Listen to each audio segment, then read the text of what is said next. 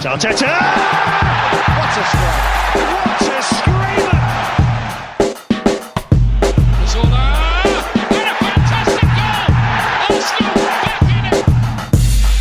And here's Liverpool, lines it up, finds the net. Arsenal are in front. Some devastating news for Arsenal, and in particular Mikel Arteta, as he is told if Arsenal beat Fulham in 2 weeks, he will not get a trophy. This is the Arsenal Vision post-match podcast. My name is Elliot Smith. You can block me on Twitter at Yankee Gunner. That's right, Mikel Arteta must be falling under the illusion that every time Arsenal take the pitch, they win a trophy at the end of the game, because that's all we do. All we do is win, win, win, no matter what. Got trophies on our mind. And anyway, I'm not doing that. Pause on Twitter at Pause in My Pants. Hello, Pause. Woohoo! Clive's on Twitter at Clive PAFC. Hello, Clive. Hello.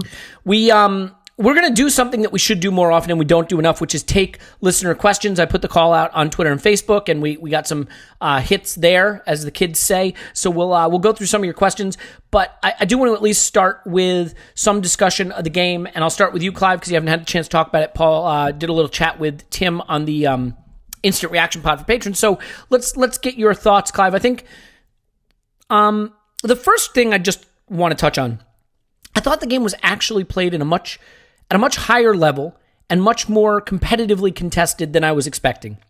The lineups, particularly Liverpool's lineup, was quite strong. And as a result, and I know this is a very easy thing to say when we won and we lifted the trophy, so I'm still going to say it anyway, I think it was a reasonable measuring stick. So I'm curious if you feel the same about the level of the competition and the extent to which we can sort of measure ourselves by this performance. Yeah, so last week we had on the podcast, I was sort of the one sort of saying how important this game was, and you lot were laughing at me, saying the pre-season's not important. We ended up in a sort of halfway house saying pre-season's important for coaches, but I do think pre-season's really important. I just think it's a good opportunity to see where people are, to see where we are, to see what continuity is. This pre-season is completely different to any other one in our lifetime, because there is barely anything. We're going to see within one game against MK Dons and obviously straight into this game. So to me, it was important. And what was really pleasing was to see the same confidence and assurance come back. So when the game started, I just felt okay watching them. And where Arsenal made a massive step forward for me is in our competitive edge. So we are competitive when we're not on the ball, much more competitive than we used to be. And when we have the ball, we have an idea what we're trying to achieve. So when you put those two things together and you start to clarify people's roles a little bit, and then you add a little bit of the sexiness with Maitland-Niles and how he shifts position, and that's been Saka in the past, and suddenly you think, this is starting to look okay. Weaknesses are covered, and plus we're creating a tactical challenge for the opposition. So it was quite nice to see that continue. Quite nice to see the players that have risen in their assurance and confidence just continue to do that. And that is a testament to the management, and that is a testament to the environment and how the players feel. And it feels like a place now to me where they all seem to want to be in. They all seem to want to stay in, and they all seem to want to enjoy this feeling around the club. And I was thinking, I went out my bike today and I was thinking about this, and I was thinking, what would this be like? All these recent games, 2 against Liverpool, the Chelsea, the City game. What would it have been like if fans were in the ground? And I actually think we'd be in quite a euphoric place. I think it would have transmitted in a different way. We might not have buried all our penalties into the corner. We may not. We can look at it and say, well, will the players play so well and there's more pressure on them? Well, I think the game has its own pressure. You're internalized on the game. But just can you imagine how we'd have felt in a semi-final game and the final games, the Liverpool League game? Just imagine, this would have been real highlight moments as a fan. Trust me. It would have transmitted, and the club would have transmitted a much different aura. Even though the results have been good, they've been sort of results, good feeling, internalized amongst the playing and coaching staff. The fans are there. We're there virtually. We're not really there. That connection isn't really there. And I think we would have been in an even more positive place if the fans were allowed to experience what we have experienced face-to-face, per se. Yeah, I mean, I guess it's also a fair question to wonder, we've often talked about like these players being bottlers and not having the right attitude, not having the right mentality and some of the soft factors. And I do wonder if you've got a team full of bottlers when the stadium is empty and the energy is gone and the electricity is off, and even if the stakes are still big, but it feels somehow less pressurized. Does that help us? I mean, that's not an encouraging thing, and I hate to sort of couch it in those terms, but it is interesting. I wonder if we're the exact kind of team that really benefits from not having that electricity at the stadium to some extent. Paul, I think we beat Liverpool in the league, and I think we all felt very strongly that we kind of lucked our way into that. Sure. We took our chances well, fair play, but we were under the cosh most of the game, and I don't know that we were in the game very much, but we held out, and it worked out. We didn't dominate Liverpool in this game, but I felt that we were much more a part of contesting the game in the attacking half, of playing with the ball, of having some possession, of having a plan that worked a little bit.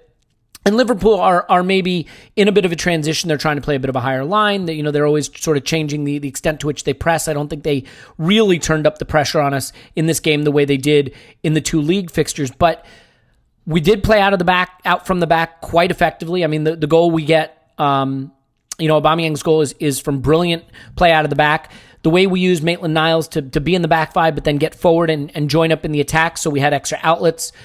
I thought that there was a lot of encouraging things in terms of our play with the ball in this game that we didn't see against Liverpool in the first game. So, are there any things you want to highlight in particular that you thought helped us be involved in this game more? Do you attribute much of it to Liverpool having a different attitude towards the game, or do you think that there were some tactical tweaks that made a big difference? Look, there's always going to be just a little bit more space and time on the ball in the Community Shield after break than there was in that, especially that first or that most recent Liverpool matchup. So you got to factor that in a little bit.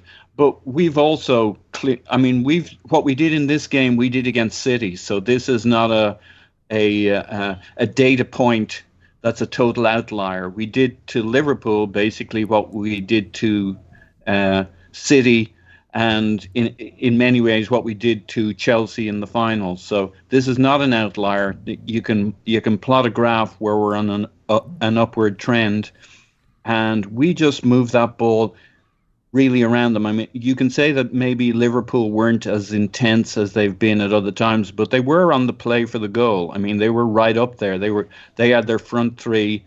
I mean, holding, standing on our byline.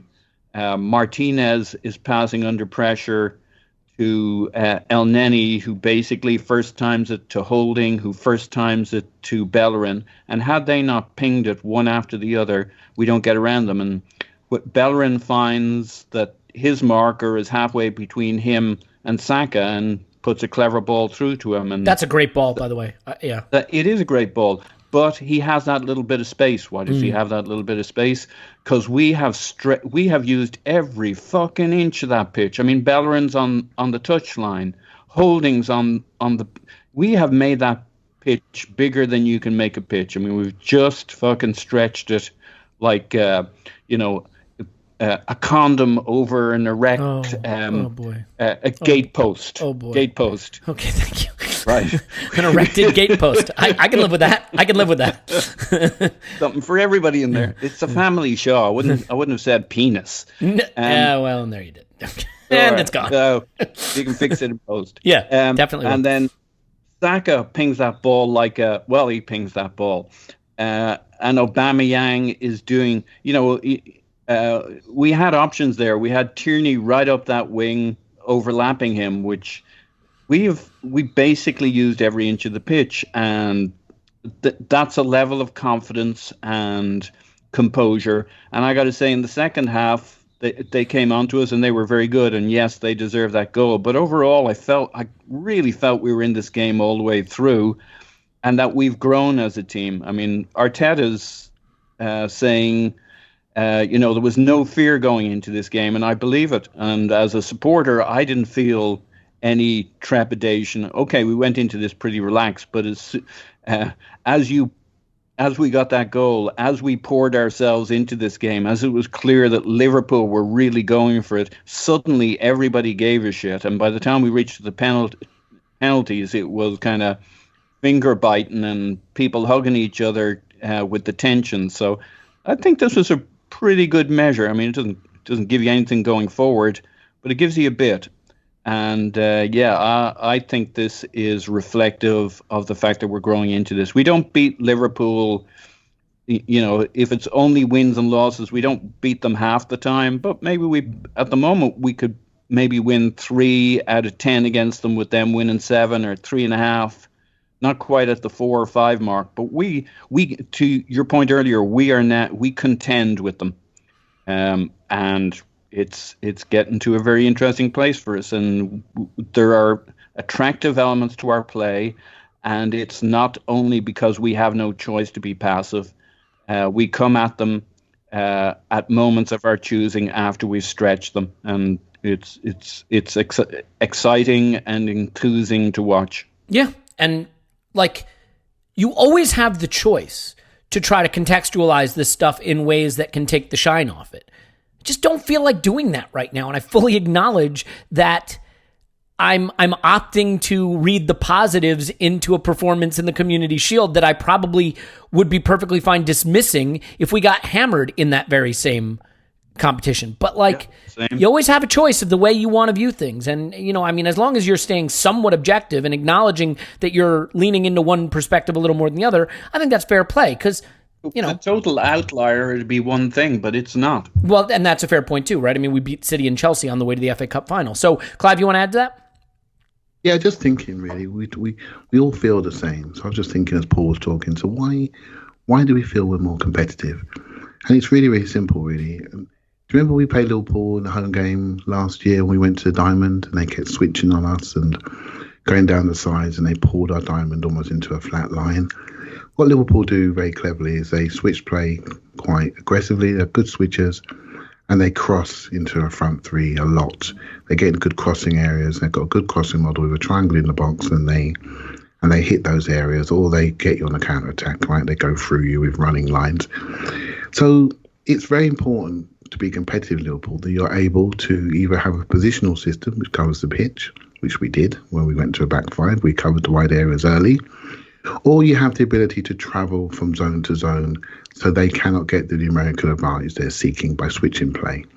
And so we have very good athletes on the outside of our team, Maitland-Niles and Bellerin, for example. We have Tierney also can go from out to in and vice versa. You can go out to the zone. So what happens is we're taking away their numerical advantage and their ability to get us isolated, because we can now travel. We've got good players that can move. We have a double pivot in there, which are always available. They become your release valve, nothing more than that, and we rock around that double pivot. Everyone says, oh, he's had a decent game.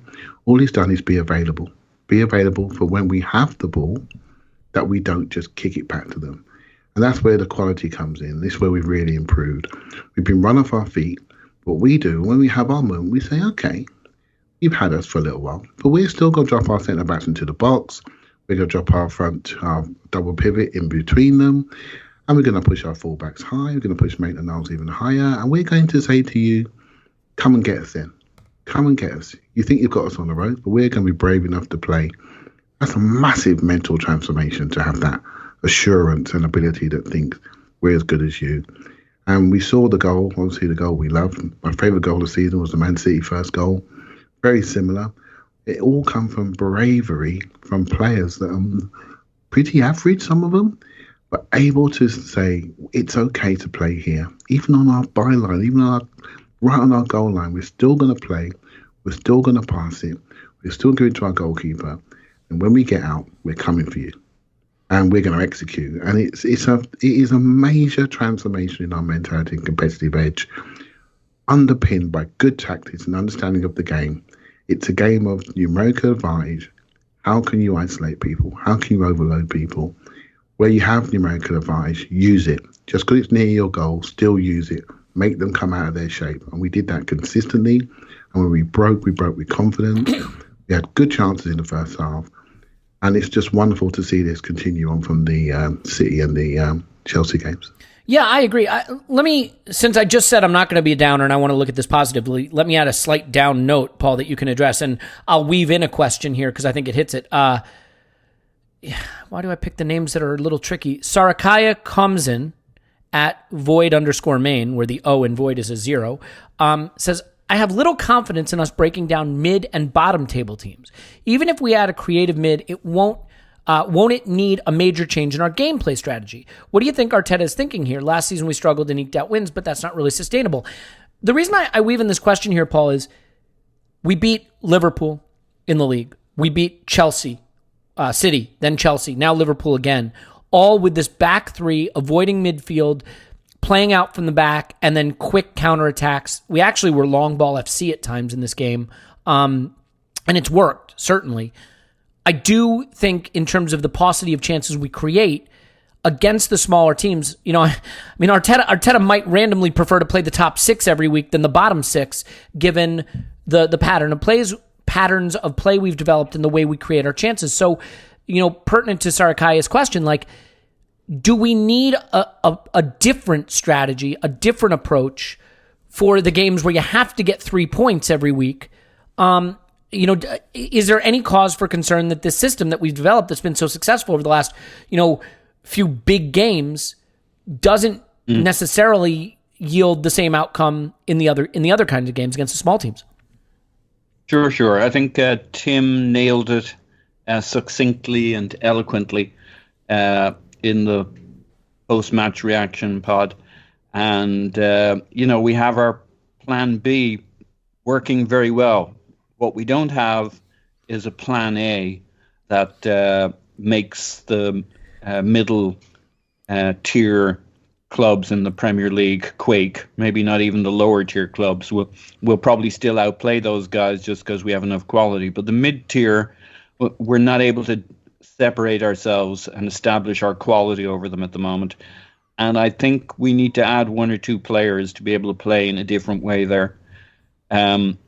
We are missing the midfielders that want to play further up the pitch. They get into the box. So unless one of the young lads adapts and has the season of his life, or we kind of redeploy Sacco, or Arteta sees something there, or Maitland-Niles comes back in the fold and we play with 2 8s. We need something different here than what we currently have lined up. Arteta doesn't have the time to change our system based on the players we have, and the players themselves don't make a big enough delta to make that appealing or attractive to him. I think it's just too far a stretch with this team. We're lacking something. We don't have anything like a Silva or a De Bruyne, even kind of a step down below those guys. Party, I think I don't love that signing and that the age profile and all that, but he would definitely add our ability to contend a midfield battle and play with more of a 3 if we bring him in. And somebody like Awar would give us that joker in the middle of the pitch, who'll battle in midfield, but he's really there to threaten the box, kind of like an Aaron Ramsey profile player. And so we would need to change, I think, our starting contenders there to really play in a different way.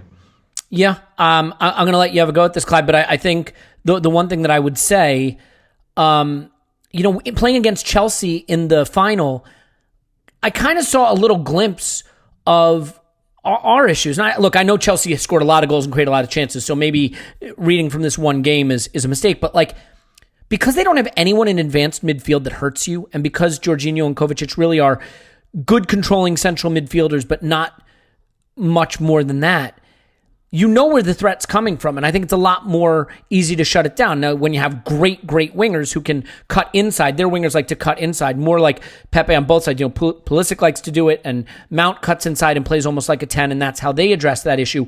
We don't really have a way to address that issue, and I do think, Clive, that area, that central midfield, in this game against Liverpool, the best thing I can say about Xhaka and El Neni is we basically didn't need them to do anything. And that's kind of how Arsenal have to thrive right now, essentially by not needing midfield. And I just don't think you can get away in the small games that way. So what are your thoughts on this system and how impressive we've been in these big games? And it's such a refreshing change to be competitive and be come out victorious in big games. But as it relates to the smaller games, where the tweaks have to be made, and if they can be made with the personnel we have. Yeah, so when you're putting a system in place, what you're really trying to eliminate is redundancy on the pitch, right? So if we're playing against a smaller team, do we need a double pivot and a back three? We probably don't, because immediately we got redundancy there. So we need to take one of those guys out and move the system slightly further forward. So what's going to happen with Arsenal is people are going to start to respect us. They're going to start to look at us. They're going to start to drop off because they all know that we can't create at the moment. But we brought Willian in to help us with that. We've got Pepe, who's really could be used a lot more in that. And we need to add maybe one more to do that. And really, it's done by forward movement. So what you do is you start high and you roll off the back line into those midfield spaces. You turn around and you do short combination plays or diagonals over the top. So it's about forward movement, combinations, forward offensive patterns in those areas. So when you roll off, you receive it, you turn around. Fullback's got to be bursting past you, running through lines, collapsing them, moving them, or you dink it over into a little diagonal, cut it back, Barcelona-style, five-a-side goal. There's ways to do it with pattern and forward movement, but we haven't got enough players that want to get it, turn around, sharp movement, like a Mount, like a Pulisic. I think they're great examples of receiving it, back foot, turn, pop it, get it back, next phase, running through, hard cross, low cross across the area. Very similar to Man City, they use eights to do it. Very similar to them. Liverpool use fullbacks to get that cross in. I think it's all about the movement and having the players who can receive it, create things which are hard to stop from a coaching perspective because it's all individualistic. So that's where we're going to have to go. We will not need Eddie Nketiah in those games to work two centre-backs and pin them back and try to dispossess them. We won't need that. We'll need a cute Aubameyang moving in the box, waiting for that moment just to get half a yard to side foot a ball in. And we'll need lots of inside forwards and wingers to receive it in small spaces. So that's where inverted wingers become really important, right? Because if you're going to play the back five, the wing backs go beyond them, and the inverted wingers, much like Chelsea with Pulisic and Mount were doing, come inside and sort of become that number 10 in a way. Exactly. I'm not, honestly, man, I coached a game at the weekend, and the forward movement of the team we were playing against was just a classic example of what to do. They had two double pivot. They had two wide men that rolled off the sides and played almost like a 4-2-2-2. And they were incredible hard to mark. They were never in contact with anybody.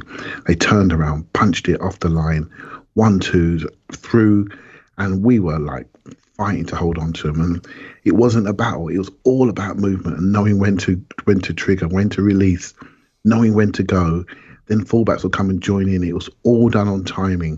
And so I've seen it, and then you think you take it to the elite level, and you can see it again. And it's just where we have to go next. And that's why the signings that we've got in Willian, and we may get another one, we need those players that can get it in the small spaces and do what David Silva's done for 10 years or so. Pop it, move it, we control it, technically secure, so we actually move off of him because we trust him to hold that ball.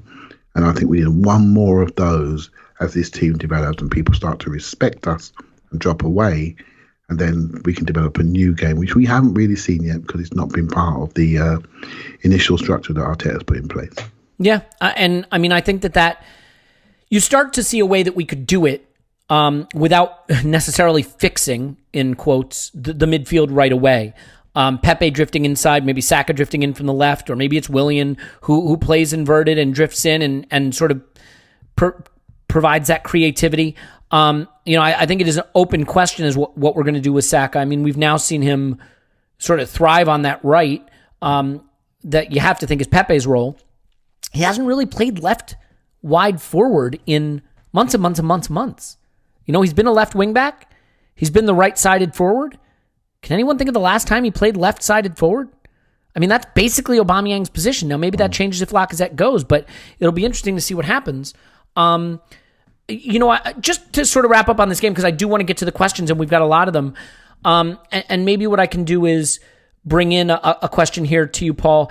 Vanig Bustanian at 14 Vanig 23 says, I like Joe Willock more as a right-sided midfielder when he comes on for Pepe in closing stages, and I really liked him yesterday when he came on instead of Eddie. He also knows how to arrive late in the box. Do you see a future for him there? I think I've been pretty clear about what I think of Joe Willock. I thought this was a fantastic performance for him. Now, it says something that maybe one of the best performances I've seen from Joe Willock in ages is a late sub appearance in a sort of half preseason, half competitive fixture. But, qualifications aside, I thought he did really, really well. And you see the danger he can create and the value of a midfield player who can arrive in the box. Now, his header wasn't great, but that positioning, that's the Aaron Ramsey role. I mean, it really is. So is that a future for him, Paul? And is the what he can add as a goal scorer and as someone who arrives in the box something that still leaves you fairly intrigued about his future? Yeah. I like Joe Willock a lot. His quality at certain times is rough and raw. He's very young, so that's a battle between those two things. How much will he improve over the next year or two? I'd expect to see a bit more from him already. So, I've been very much in the Willock is a fascinating prospect camp, but I expect to see a bit more quality this year than I've seen. On the other hand, he's maybe overperformed in his athleticism, his ability to stretch the game. When he goes past a player, they stay beat and some, and he will take the whole team up the pitch. So we don't really have kind of the bullpen or the closers in football, but I think he's ripe for a loan, to be quite honest. The only issue with, so he can go and play, so he can go and start, so he can go and work on what to do when he's in the final third, because he doesn't get a lot of that quality time at the moment. He comes on for scraps towards the end.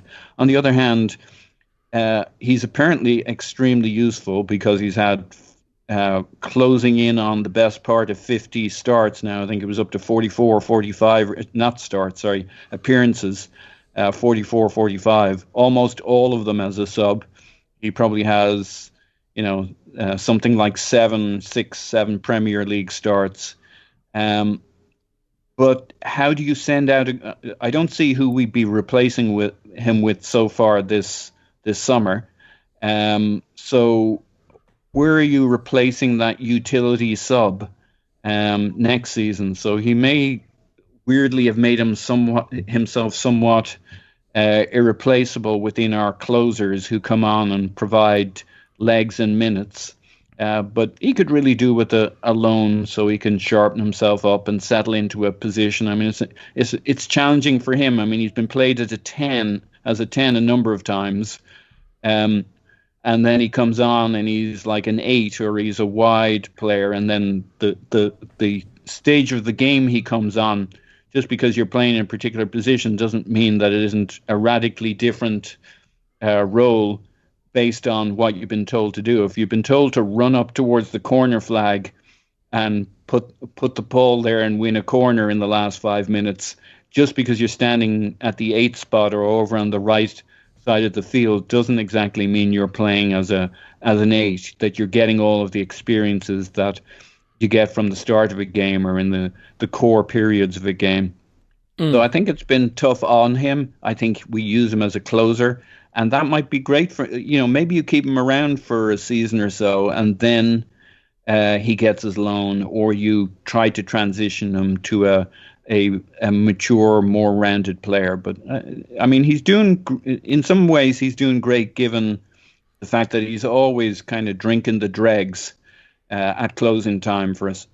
Yeah, I mean, I guess the thing that's hard for me with Joe Willock is, I see a performance like this for a team that doesn't create enough chances and doesn't get enough goals from midfield, and says there's got to be a way we can take advantage of that. But the parts of his game that are weak, like you could say it's the Aaron Ramsey role, but Aaron Ramsey was technically very, very, very gifted, and he had an engine that was quite incredible. And I think the delta there is massive. And so, I was looking at some Arsene Wenger quotes about when players develop their technique and stuff, and he's talking about it being at like 14 years old, that at that point they are who they're going to be technically. So Sometimes we say expected to see a bit more from. I mean, I'm in his camp, but I did expect to see a little more quality at this point. Yeah, Clive, I want to shift gears. We got to have the Ainsley Maitland-Niles conversation, so let's do it now. Andrew the Hinkley Gooner at From Dial Square says, "Yeah, why would we sell AMN whilst we are in a big rebuild? He seems to be the type of player who would be a big part of the rebuild. 23, homegrown, massively improved under Arteta, big, strong, athletic, great tackler, and Arsenal through and through." Look, there are now rumors that we've sort of reversed course there, that we're looking to give him a new deal, that we're looking to keep him at the club. But as it pertains to Andrew's question, this you can certainly talk about how he played in this game, and we can certainly talk about his future. But I want to combine it with John Redmond's question at JR Shot Who, because he gives you the flip side. Arsenal have been notoriously bad for selling players. Players who initially showed promise have often seen their reputations diminish as performance level dropped. At present, Maitland-Niles and Emi Martinez are both seen as very good assets with little in the way of a track record. Should we sell? I think this is the real challenge, Clive. On the one hand, a bright young academy player flashing huge upside at just 23.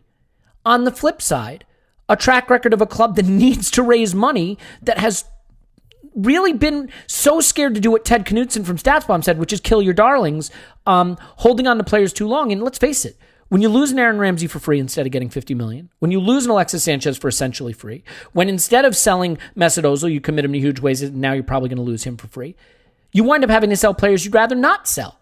And that's where you start to look at a Maitland-Niles. So do you fall into the Andrew the Hinkley Gooner category here, or more of the JR Shot Who category? Not sure which way around that is now, but what I will say is, fair enough. He's someone that I've liked for a while, and the reason why is because of what he did against Mane in the last few minutes of that game. I mean, you're talking about the best forward in the league, really. We've been over consistently over the last 2 years, and he's caught him up, boshed him off, put him in his pocket. Right. So when you've got a player that can do that, and he did it away at Anfield a year or so ago. I've always said, when you've got someone who can do things really, really well, then look at the things that are a little bit inconsistent, and then say to yourself, are those things fixable? And if it is composure on a pass, then you'd say, yeah, that's fixable. All that is details, body shape, having a picture. That's fixable. Has he got 2 feet? Yeah, he has. Is he quick going both directions? Yeah. Does he use his feet early? Yeah, he does. This is why you can pick a ceiling on a player. When you don't see a player do something, or he can't do something, his body doesn't take him into the areas quickly enough, then you think, okay, I can see a ceiling there. We've made Niles. I do like him, but I am also open to a £30 million sale. We always have to remember, we finished 8th last year, and we're trying to make a jump. We finished 40 odd points behind Liverpool. We're trying to make a jump. He wouldn't be first on my list.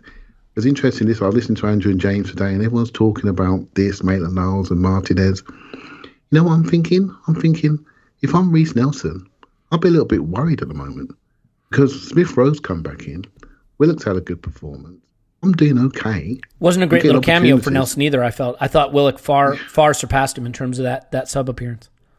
And you got to say to yourself, hold on a minute here. This is competition. Why are we talking about Maitland-Niles? Why are we not talking about other people that have not done it yet? And so this is where the challenge comes in. The club's got to make that decision, and I'm comfortable with it. I don't want to see him go. I want to see other bodies go before he goes. I think it'd be really useful for exactly what Andrew said. As part of a rebuild, he's there. We're going to obviously change systems from game to game. He's going to be very useful for us. There are other people that he's putting under pressure, and he's forcing the club to make a decision. He's forcing the club to maybe look at the Cedric deal or where Bellerin is physically. I heard you guys speak about that on the instant reaction pod. And I was going, yes. Who's going to mention Nelson? Who's going to mention him? There are people that are doing the business, and other people are not doing the business, and you have a decision to make. Some of that's monetary, some of that's when the best time to sell. Maitland-Niles is our only player in the England squad, and we're thinking about shipping him off to Wolves. I mean, I don't care about the England squad, not to be a jerk to all our English listeners. But, I'm perfectly happy to have no players that play for their country, because I think that's better for Arsenal. But Well, it shows you that he's on the rise. Yeah, and no, of Saka course, should be there yeah. as well, and it's going to put value on him, and it's going to make him feel very confident about where he is in the game. It's only going to benefit Arsenal. Let's make it sure it does benefit Arsenal for at least another year, and then we decide then, depending on where we are in our development. So I hope he does stay, but I'm not against selling him because I keep thinking about that 44-point gap to Liverpool and the fact that we finished 8th in the league. We have to be open to everything to improve that situation. Yeah, well, before I switch over to you, Paul, Clive, can I just ask you a super quick question about Maitland-Niles that I think we have to address? Mm-hmm. There's some talk about maybe we should sell Hector Bellerin. He's a couple of years older. He's coming back from a massive injury. He probably has a bigger price right now, so stick with the younger player. Get more money for Bellerin. You've got Cedric. Whether you love that or hate that, you're stuck with him. I didn't think he looked particularly good, by the way, in this game. No surprise to anybody. But is there an issue? Maitland-Niles has suddenly popped as this almost crazy shutdown defender, something we didn't know was in him. He now looks, he reminds me of Wan-Bissaka. And Wan-Bissaka, when we talk about him for United, we say, gosh, is he a good fullback for a club the size of United? Because Wan-Bissaka, as good as he is, he doesn't add much going forward. And we haven't had a lot of chances to see Maitland-Niles going forward on his stronger side. He's been playing on the left where he's on his weaker foot. We've seen some examples. I definitely think Bellerin is the better player technically, and I think he's the better final third player. That's my opinion, but I'll give you a chance here. But so my question is, do you have any concern that Maitland-Niles' skill set is absolutely suited right down to the ground for these big games? But as we discussed against smaller teams where maybe he is the more limited fullback in the attacking half, we might find that it's not quite the fit we want because, especially nowadays, we rely on those players to create so many chances and be so important in the final third. Do you have any concern with him being a big game player, but maybe not a small game player?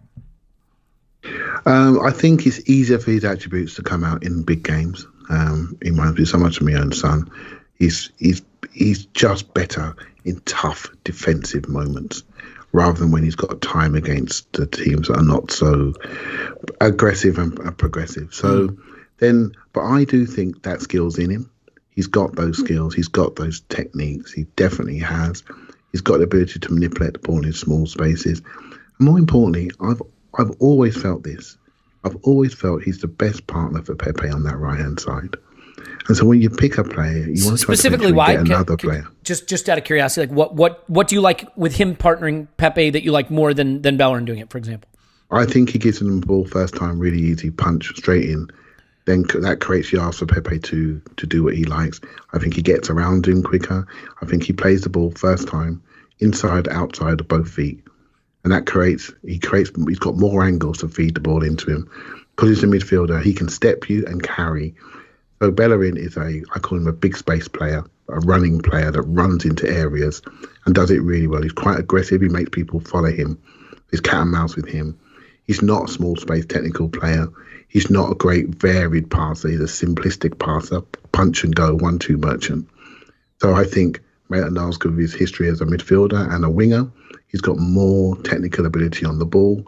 We just haven't forced that out of him yet.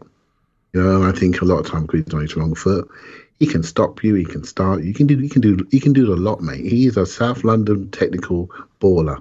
That's what he is. But to get into a team, you need to bring something in. You need to bring your superpower in. Still Paul's words. And his superpower is, for me, his ability, the recovery speed, and his lightness. When people run him, he turns around really light. He jockeys really side on nicely, and he always wins those races. And he's good at the old regain, retain. He gets it and keeps it. You know, so there's more to come from him. That's why I wouldn't like to see him go. I don't want to see that come out of another club. I really don't. So yeah, that's my thing. But always think about Pepe here. He's a £72 million player. As far as I'm concerned, Maitland-Niles is the best partner for him. Well, I will say this. We put ourselves into an uncomfortable position because we can't keep Maitland-Niles and Bellerin and Cedric, in my view. Maitland-Niles wants to move in part because he wants to play. And now that he's in the England team and now that he's flashed some real skill, he is in a position to say, I'm 23. I got to be playing game in, game out. If Bellerin goes, there's enough playing time and enough positions for Maitland-Niles to stay. If he doesn't go, I don't see how it happens. I I understand why we made the move. Everything looks easier and more obvious with the benefit of hindsight. At the time that we brought in Cedric, Maitland-Niles wasn't really playing. He looked like he might be out the door, and Bellerin's recovery from the ACL injury wasn't totally a guarantee. Now Bellerin is starting to look really good again, in my view. Maitland-Niles looks like a world beater in some ways, and the Cedric deal looks a lot more superfluous with the benefit of hindsight. But the fact is he's there now, and he's there for 4 years. So it's a tough situation, and we need money. It'd be rude to sell Cedric. Yeah, we should sell Cedric. Let's be honest. All right, It'd be very rude. Paul, sign somebody, and then you're like, Cedric, we'd like to sell you. It really does give me a headache thinking about the fact that we gave him his contract like just a few weeks ago. Anyway, 1.76 acres at 1.76 acres, along with DTDC Gooner at DTDC Gooner, bring a question to Twitter that came out of the Patreon Discord. I don't know how well versed you are in this, Paul, and I know that I am not, but I think it is an important question. Good. Very well versed. How are we going to deal with the max 17 non-homegrown player situation? We have a lot of non-homegrown players. A lot. We're over the limit. And, I mean, it's easy to say, well, just sell the guys. But someone's got to buy the guys.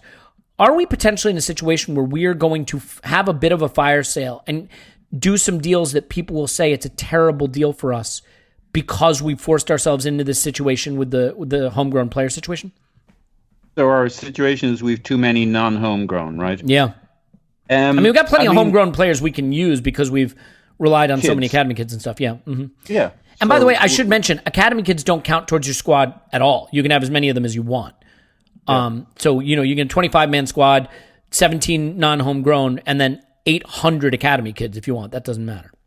For sure. And then you look at Bellerin and Martinez, who you aren't necessarily think of. I mean, as I remember, they're homegrown as well. So you got to be a little careful who you sell between those two and Maitland-Niles, etc. There's an appeal and attraction, and there should. Oh, by the way, you want to know who's homegrown? Yeah. Saliba, I believe, is homegrown, and that's because we registered him. Yeah. A year ago, something weird. I think that is the case. So, like, the rules can be manipulated, but I just thought I'd point that out, that they're not always the players you think of straight away as homegrown. Yeah, though it doesn't really kick in with him because he's so young, but it will do in the future. Like, isn't he only 19, so he's still a kid either way. 21? 21? Yeah. No, he's 19. He's 19. He's 24? I'm going to keep going up if you guys keep going up. Versed for this question. But for the record, he's 19, but he turns 20 in March. So he's actually. No, I'm not going to do it. Okay, go on. So I know we're right on that line, but you know what? It'll be fine. And like, that's if you're really going to max out your squad to every player. I think we're close enough. And I think the issue is we're looking at 3 players that could potentially go. Bellerin's a possible, Maitland-Niles seemed a likely, and Martinez seemed a likely, but I don't think anybody should worry about this. We're terrible at selling. We're going to end up keeping all of our players and adding 2 or 3 more. But yeah, it's definitely something that has to be watched, but you can make it up with our younger players, of which we have a few. And maybe you don't actually need to use every last player on your squad anyway. So I don't think it's any kind of disaster. They'll work around it. I think the problem when you get into these situations, though, is that like it is a pressure that can lead you to make some deals. Like there may be a couple deals, a couple sales, a couple outgoings that happen that we look at as being deals that where we say, oh, Arsenal are terrible at selling. How are we only getting that for this guy? Or how are we only getting this for that guy? And the real pressure behind the scenes may be that we had to clear out some non-homegrown players, and you wind up having to do things that you wouldn't want to do otherwise. Paul's on Twitter. Pause my pants. Thanks, pause. We're going to carry on with Just Clive, but Paul has to run. So that was a good little cameo from Paul there. I would dare I say almost as good as Joe Willock's at the weekend. So good job by Paul. All right, Clive, you ready to carry on? Yeah, cool. Go for it.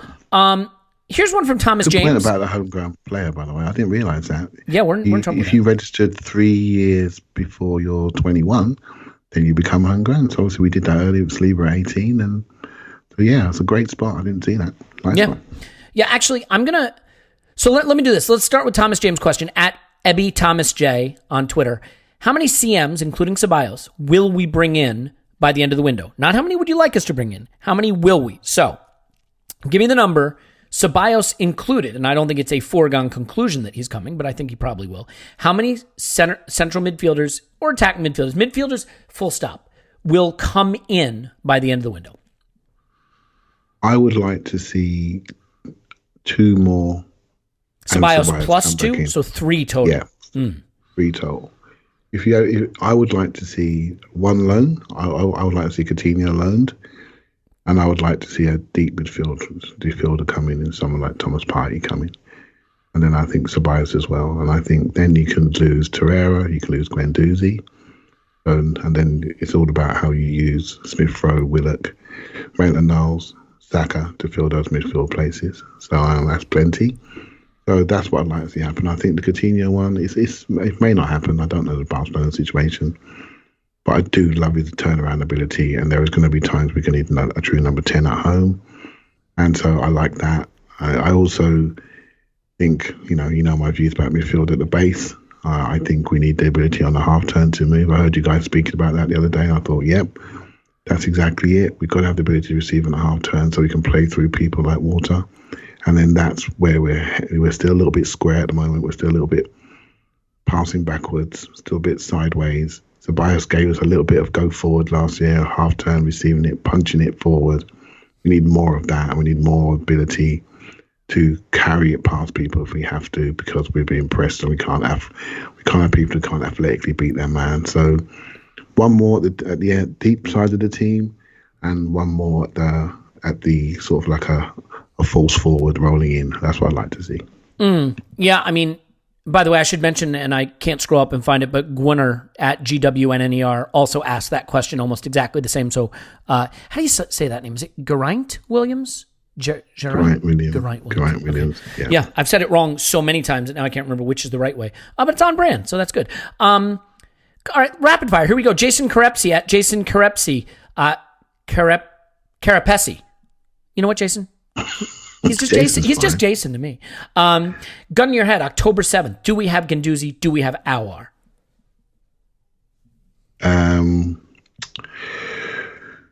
We don't have either. I think I think Aouar is exactly the type we need. It's just when we need him. Do we do it now and then develop into that team, or do we wait until we can't afford him?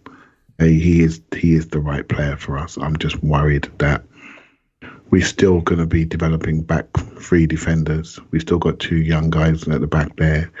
We got ideas in our mind about a back 4, but we're not quite there yet. And maybe that will change. Maybe as soon as Arteta does and it works, we go, what was we all worried about? That Aouar player is our left number 8, and we need a team for him to come into. So it's just when we do that deal, Elliot, really, for me, for that type of player.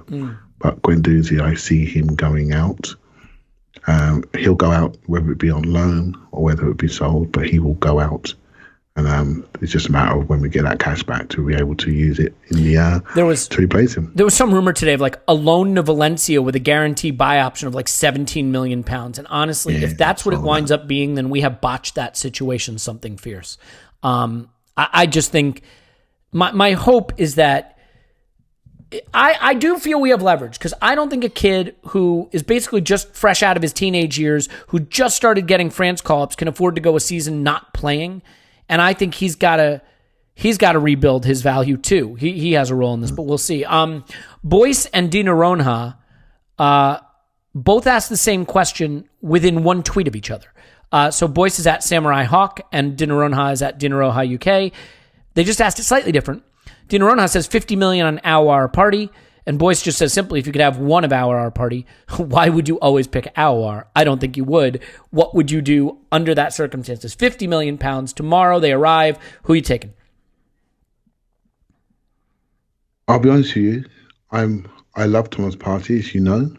I'm concerned about the value of that deal. It's nothing to do with his age profile. It's just a big value on a 27-year-old. Right? So who does a thing, by the way, Clive, that I still think like you can live with. I'm not saying he doesn't add huge value, but like you need goals and chances. That's what we're missing. Like I think we can survive, as we showed against Liverpool, with like, hell, if Xhaka and El Neni can keep the door shut at the back, you know?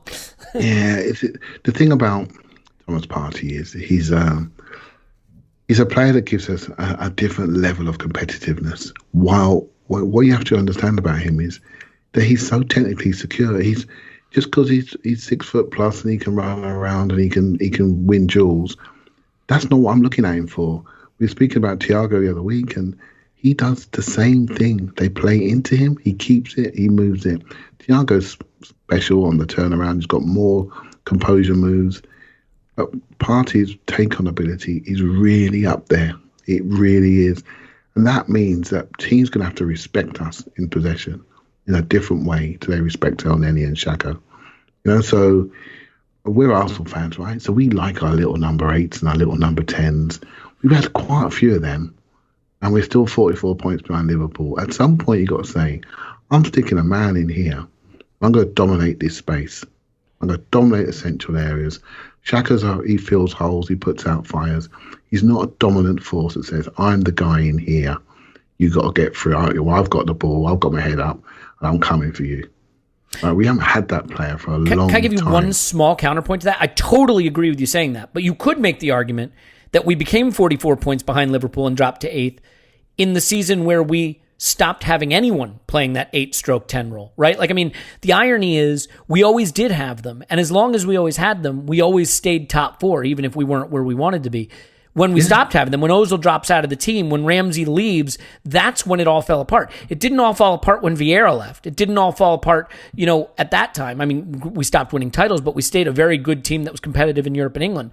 But when Ozil fell out of the team, when Ramsey fell out of the team, when Santi was gone, when Cesc was gone, when that player went away, that is really when it cratered. Isn't it possible to sort of view that, the lack of that position as the thing that made us not just kind of deteriorate a little, but the bottom fall out?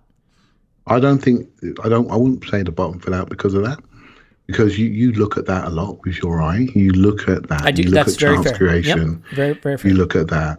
You look at our goals against Connor. It wasn't great neither, right? So you look at our chance creation. So those players you named, and then add in Iwobi and Mkhitaryan. Again, it's not the names, it's the roles they were playing. And so the ability to build from the base to people who can turn around in the half space and create. We lost all that creativity. We relied heavily on Ozil. Ramsey was more of an arriver. He was decent creatively, but he knew how to create by his movement. So he was the exclamation point after the next phase. But we missed that player who at least would fix people and make him be marked. His positioning was very, very cute, particularly as he got more experience, and his finishing improved significantly as he got older. So he became more of an impact. So we missed that player. We always miss the things we don't have, right? So we have these players at the base. They're very one-dimensional. Sometimes I wish we could miss the things we do have, by the way. there are some players I wish we could miss more. But then I sat here with you, and you said to me, oh, my God, we have so many shots against us. You know why? Because we couldn't physically stop people. We couldn't stop them. They're running past us, running through the spaces. Some of that's systemic, some of that's coach-related, some of that's physical, some of that's basic. We're being boshed about. We're being moved around. We're losing athletic running races. Some of that is space-related. Some of that's distances. Some of that is we just weren't very good. Let's be honest. Guendouzi's a little bit slow. Xhaka's slow. Tobias is slow. Elneny is slow. I really liked Elneny when he arrived. But you know why I liked him? Because he was better than Flamini. That's the context by which I liked him. Was he the answer? He's not the answer. He's an answer that gives us 8th. You see what I mean? And this is where we have to develop upon. I think you just hit on the most important thing. You can't finish 8th and look at any of your players and say it's working. Yeah. Okay, there's a few examples like Aubameyang or whatever, but for the most part, when you finish 8th, there are no sacred cows. You know what I mean? Nothing. I loved his players. I don't love any players, you know that, but I like these players. I don't want to see him go. I don't want to see him go. But we're Arsenal Football Club. We have to make the step. We have to make the step. And it has to be this year. We won't wait another year. Let's not pretend we're on a project because we're not. We're not having it. Tell you now, we're not having it. We expect 4th. Manchester United, we're going to spend £107 million on Jadon Sancho probably. They're going to get... they just got this Van der Beek, yeah. Yeah, and they're going to have another centre. They're going to add a centre-half. You can see what Chelsea are doing. So suddenly Frank Lampard's been elevated as a coach. I don't think it's going to work, by the way, but we'll come to that with no doubt some sort of season preview. Liverpool, they've been watched a lot. They've had 2 fantastic years. Everyone's watching them. Everyone's working out how to stop them. Right, so that's going to be very interesting. Man City are now a work in progress. And then we've got Arsenal with a solid structure, and they're developing a top end of their team and essential pillars of their team. Going to be interesting. I trust our coach to do something. Let's not pretend we don't need some surgery, because we really do. Yeah, okay, well, so then that leads to an interesting question, because I think we don't know what deals we will get done, and we know we need to get some done. But I don't think it is a foregone conclusion. It's weird, right?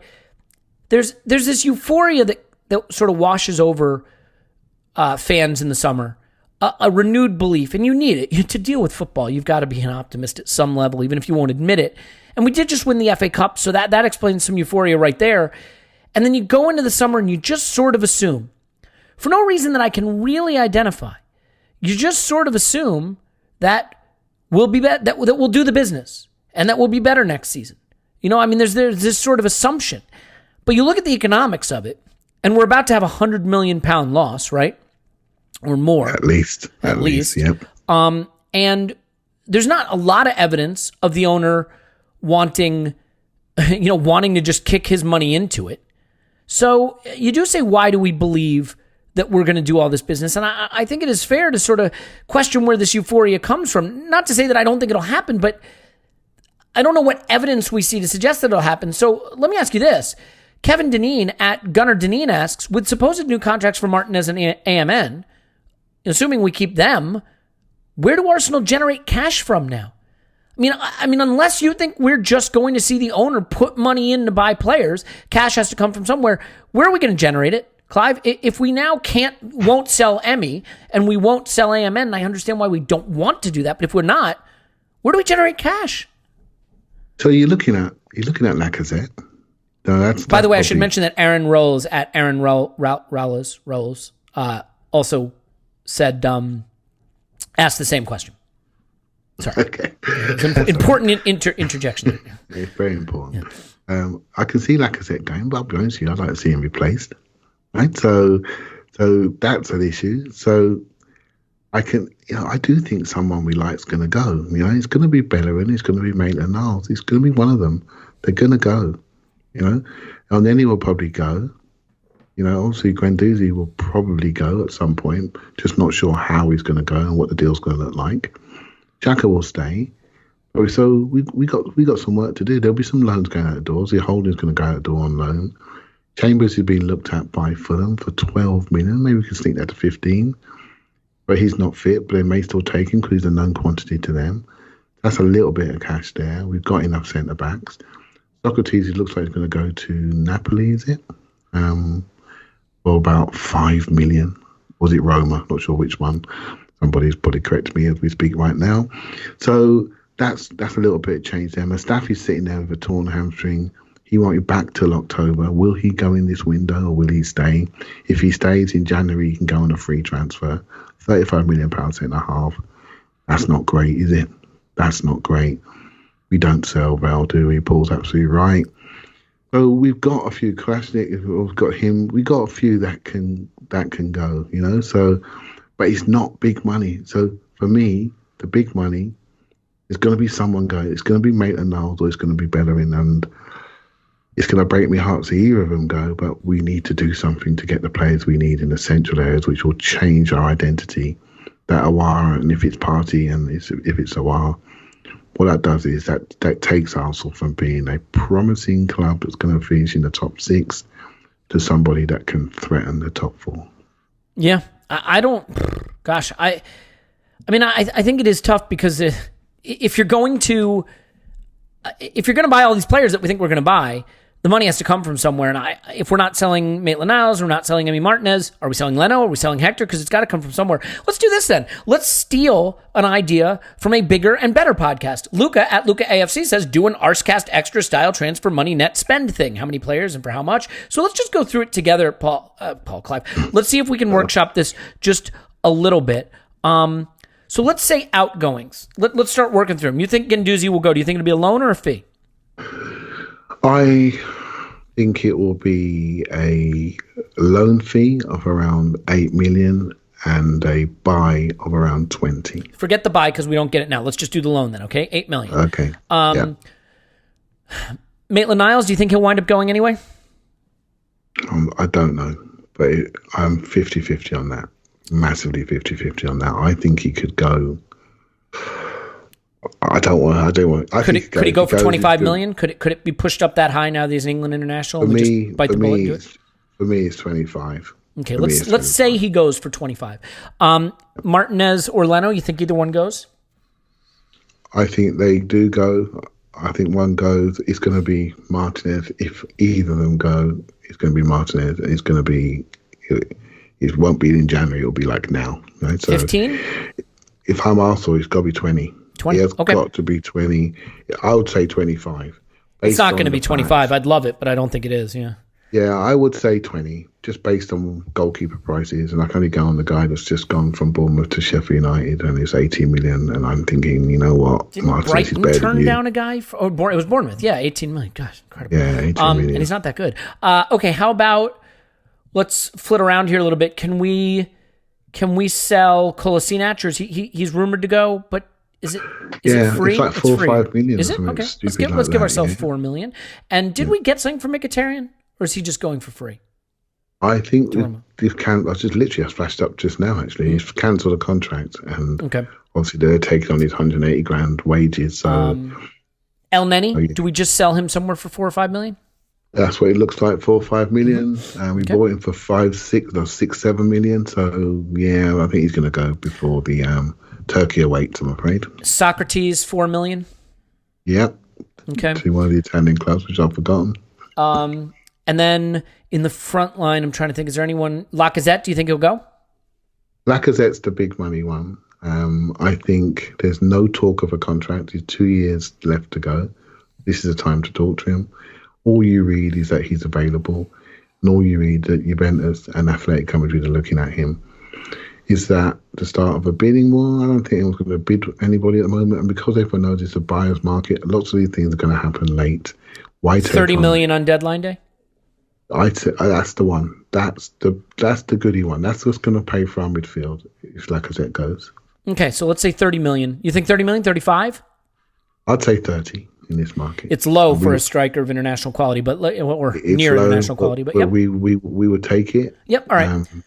And that's where we are. Okay. Anyone else? I mean, there's probably the odd fringe player that I'm not thinking of, who I've wiped from my memory and forgotten that he actually exists. You have Chambers on there? I don't. Chambers and Holding are not on there. You think Chambers goes for 5 million? I think Chambers has already been a little offer of 12 million from 12? Fulham. Okay. We can get to 15. So let's do it for 12, just because I think we've inflated some of these.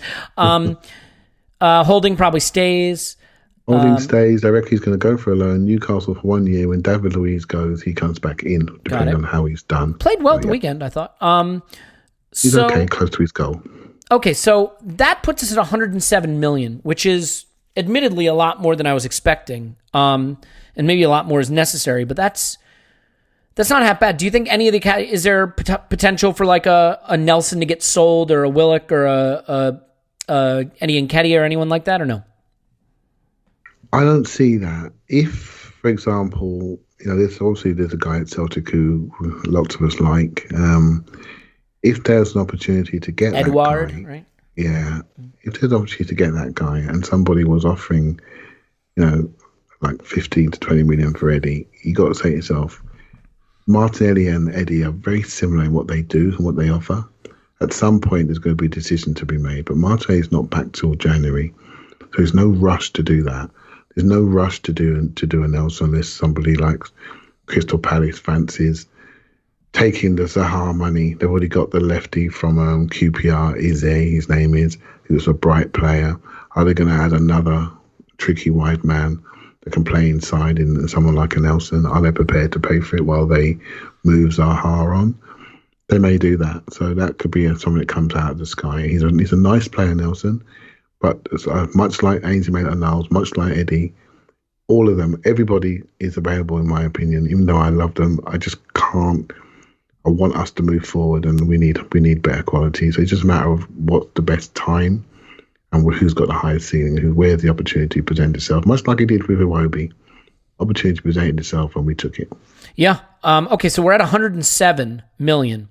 Let's do some incomings. Ceballos alone again, or do we pay and just buy him, or not at all? I don't mind Ceballos. I must admit, I'm not as high as some people are on him. Well, evaluation aside, because I just want to know, is he coming? I mean, I don't see how we can rebuild the midfield without him right now because of continuity. Yeah. So I think he seems to suit the club and suit the manager and suit the group. That's really important, that is. And he's got a good personality about him. He seems like he needs to find a home, and I think we could be that home for him. He was cheering us on at the weekend. Yeah, I saw that. There was a number of around 22 million, 22 to 25 million. It's a snip. You got to buy him for that. For 23, 24-year-old, wherever he is, you got to say to yourself, you know what, you do a lot of good stuff. You got a good spirit about you. And that number, you've been at the club, you're a known quantity. Oh, I would do it. Okay. I would do it. So let's start the totting up process. Let's say we spend 20 million and or 22 million and make the deal permanent for Ceballos. Party, you think we get him or no? I would be happy to get him if it was like 35.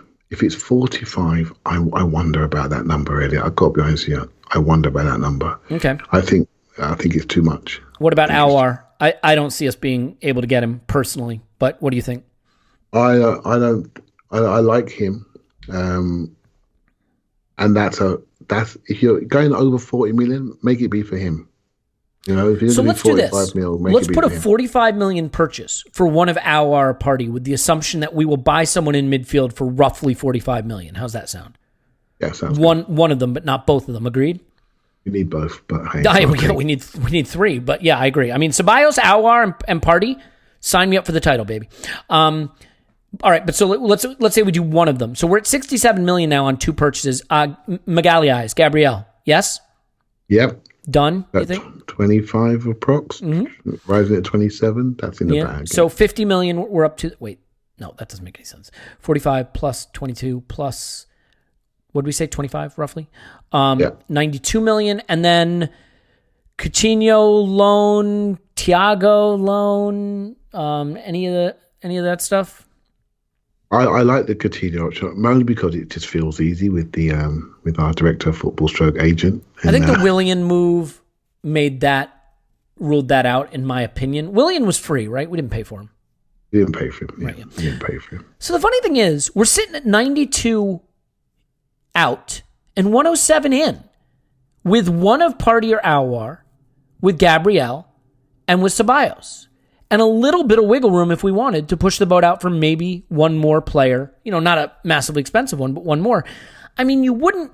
If we get Gabriel, Ceballos, and one of Partey or Aouar, I mean, we're not winning the title or anything, but you wouldn't hate the summer, plus Saliba coming in, plus Willian coming in. I mean, and then having cleared out the players we mentioned, I mean, you don't want it to be Ainsley Maitland-Niles, I get it, but not the end of the world, is it? If we sell for 107 and buy for 92, and then there's a little wiggle room. I mean, even if you say we do both Partey and Aouar, which we're not, you're at 137 spent and 107 brought in. Again, maybe we were a little generous on the selling prices, but could you make a move to get to the 137 out? I mean, you're close enough there, Clive, that for the people saying we can't do anything, we have no moves we can make, we can't buy anyone, we're within 30 million pounds, and that's not nothing. I acknowledge that. You're going to have to sell someone you don't want to, maybe. And we sold Lacazette, which may not happen. But, you're at 137 million out and 107 in with Partey and Aouar and Willian and Saliba and Gabriel. I just thought of one more, mate, as well, by the way. We didn't mention Torreira, did we? Oh, yeah, Torreira. So let's say you can get 25 for Torreira. I mean, if you get 25 for Torreira, that's maybe pushing it. You're at 132.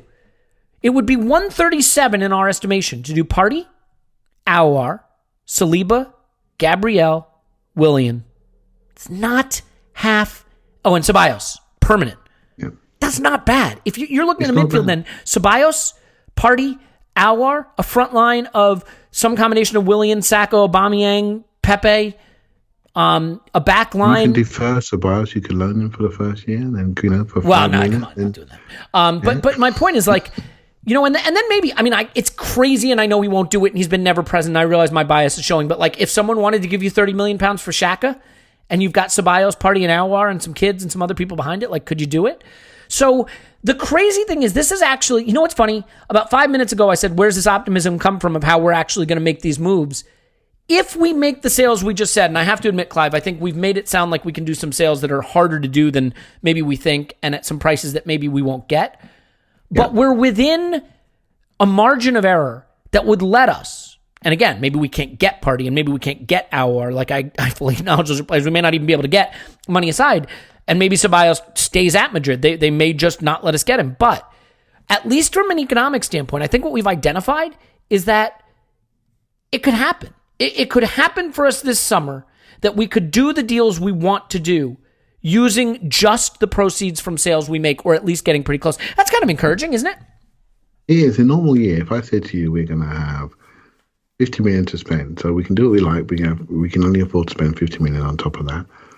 You know, we're just assuming that we've got no money, which is probably true. And so we're trying to make sure that all our sales meets the players that are coming in, which is probably not a bad way to think in this COVID environment. So there's always options. There's options to sell Martinez for, 15 to 20 million, and then buy the guy from Brentford for 8 to 10 million and have a few million there. This is just this football manager stuff, right? The problem is everyone knows that it's going to be a late turnover. It's going to be a late market this year. And so it's going to make it very difficult for us to sort of assess and guess what we can do, and then execute on it. And some of those deals look quite complex and complicated. So it could happen, but we could end up getting a load of money or promised a load of money towards the end of the window and not the opportunity to actually spend it. And that will leave us in a bad situation. So this window towards October is going to be amazing, I'll tell you now, because there's never been a financial environment with so much uncertainty around when fans are going to be in. If fans are in on the 1st of October, say 20% of fans are in, and there's a plan going forward, and we don't have the COVID spikes, and people can see by January that we potentially have 75% of the crowd in. We start to project on revenues a little bit more. We can take a bit more risk. There's so much more of this to come, and it's just going to be so interesting to watch it unfold. And I think another interesting point is, like, take a player like Aouar. In a normal time, Leon might say, we don't have to sell this window. We're not getting the offers we want. We'll wait. Yeah. But given the COVID situation, you might have clubs saying, we can't really afford to wait. We need to get the money in, exactly. Which might make deals a little more lubricated, so to speak. I definitely think that in the past, we've been able to buy before we sell last summer.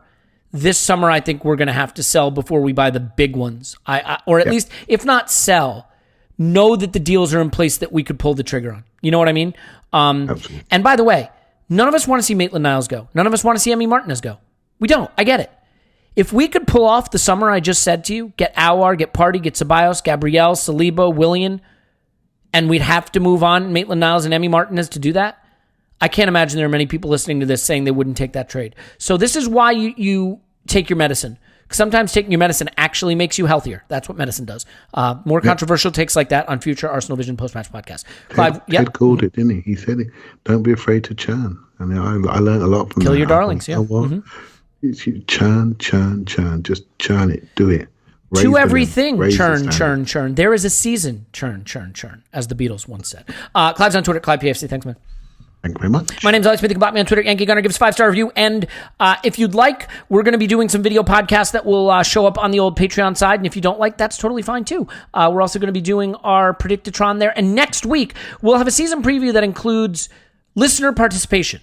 We're going to have over-unders where we pick certain metrics and make certain predictions, but we're going to memorialize them on a Google form, and you will be able to make your predictions right alongside and see, not just hypothetically, but finally, definitively, how much more knowledgeable you are than the podcast panel. So we hope you enjoy that. And enjoy the international break. We got lots of podcasts coming up. We're going to be talking transfers. We'll talk about how Aouar, Partey, Thiago, and Coutinho are all going to fit together in this brand new look Arsenal team this season. So we love you, and we'll talk to you after Arsenal 10. Fulham 0.